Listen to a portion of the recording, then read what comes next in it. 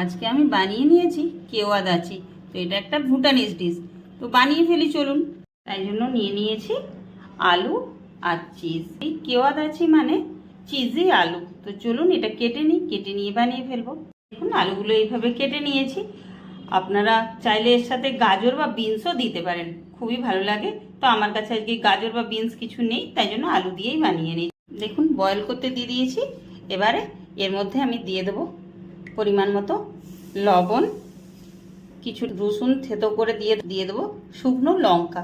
যে যেরকম ঝাল খান ওরকমভাবে দেবেন। এবার এটা সেদ্ধ করে নেব। দেখুন আলুগুলো বয়েল হয়ে গেছে। এরপর এর মধ্যে দিয়ে দেবো গ্রেট করে রাখা চিজ। যতক্ষণ না মেল্ট হয় ততক্ষণ এটা আরেকটু বয়েল করে নেব।